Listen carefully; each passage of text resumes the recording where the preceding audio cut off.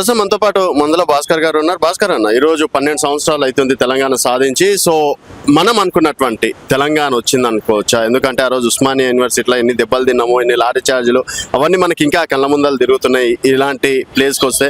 So ఏమంటారు అన్న మొత్తానికి? యాక్చువల్లీ మేము తెలంగాణ ఉద్యమకారులు విద్యార్థులుగా కోరుకున్న తెలంగాణ రాష్ట్రం రాలేదు. మేము తెలంగాణను కోరుకున్న ఉద్దేశం ఏంటంటే, ఈ తెలంగాణలో ఉన్నటువంటి అన్ని యూనివర్సిటీస్ లో నూతన కోర్సులు ఇంట్రడ్యూస్ కావాలి, విద్యావకాశాలు ఉద్యోగ అవకాశాలు ఈ తెలంగాణ ప్రాంతంలో ఉన్నటువంటి నిరుద్యోగులకు అందాలి అనేటువంటి ఆలోచనతో పెద్ద ఎత్తున ఈ ఉస్మానియా యూనివర్సిటీ జేఏసీని ఏర్పాటు చేయడంలో మేమంతా కూడా వ్యవస్థాపకులం. మేము కోరుకున్న తెలంగాణ, మేము అనుకున్నటువంటి తెలంగాణ, ఇక్కడ తెలంగాణలో కాయిలా పడ్డ పరిశ్రమలను పునఃప్రారంభించి నిరుద్యోగ యువతకు ఉద్యోగ కల్పన జరపాల్సినటువంటి అవసరం ఉండే. అంతేకాకుండా యూనివర్సిటీలలో మన పునర్నిర్మాణం జరగాల్సి ఉండే. యూనివర్సిటీలలో నూతనంగా ఇప్పుడు ప్రొఫెసర్ల రిక్రూట్మెంట్ జరగలేదు, నాన్ టీచింగ్ రిక్రూట్మెంట్ జరగలేదు, కొత్త కోర్సులు యూనివర్సిటీలోకి రాకపోవడం వల్ల ఈ రోజు ప్రస్తుతం మనతో పాటు మందల భాస్కర్ గారు ఉన్నారు. భాస్కర్ అన్న, ఈరోజు 12 సంవత్సరాలు అవుతుంది తెలంగాణ సాధించి. సో మనం అనుకున్నటువంటి తెలంగాణ వచ్చింది అనుకోవచ్చా? ఎందుకంటే ఆ రోజు ఉస్మానియా యూనివర్సిటీలో ఎన్ని దెబ్బలు తిన్నామో, ఎన్ని లారీ ఛార్జీలు,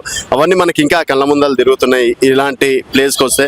సో ఏమంటారు అన్న మొత్తానికి? యాక్చువల్లీ మేము తెలంగాణ ఉద్యమకారులు విద్యార్థులుగా కోరుకున్న తెలంగాణ రాష్ట్రం రాలేదు. మేము తెలంగాణను కోరుకున్న ఉద్దేశం ఏంటంటే, ఈ తెలంగాణలో ఉన్నటువంటి అన్ని యూనివర్సిటీస్ లో నూతన కోర్సులు ఇంట్రడ్యూస్ కావాలి, విద్యావకాశాలు ఉద్యోగ అవకాశాలు ఈ తెలంగాణ ప్రాంతంలో ఉన్నటువంటి నిరుద్యోగులకు అందాలి అనేటువంటి ఆలోచనతో పెద్ద ఎత్తున ఈ ఉస్మానియా యూనివర్సిటీ జేఏసీని ఏర్పాటు చేయడంలో మేమంతా కూడా వ్యవస్థాపకులం. మేము కోరుకున్న తెలంగాణ, మేము అనుకున్నటువంటి తెలంగాణ, ఇక్కడ తెలంగాణలో కాయిలా పడ్డ పరిశ్రమలను పునఃప్రారంభించి నిరుద్యోగ యువతకు ఉద్యోగ కల్పన జరపాల్సినటువంటి అవసరం ఉండే.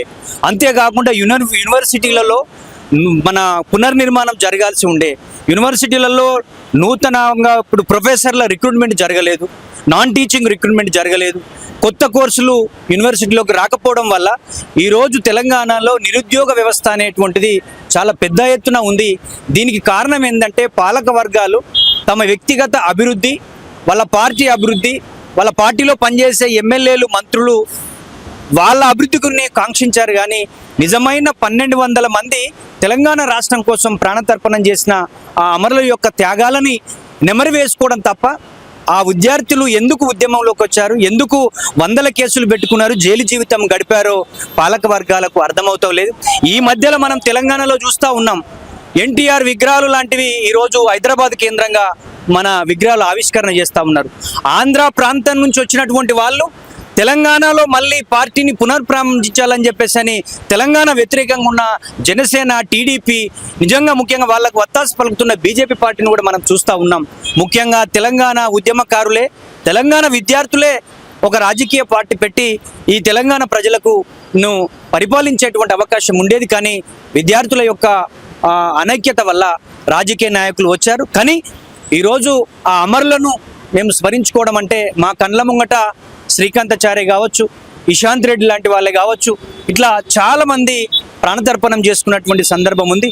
ప్రపంచంలో, దేశంలో ఏ యువత విద్యార్థులు అందరూ కూడా రోడ్ల మీదకి వచ్చి ఉద్యమాలు నిర్వహించడం వల్లనే వచ్చింది.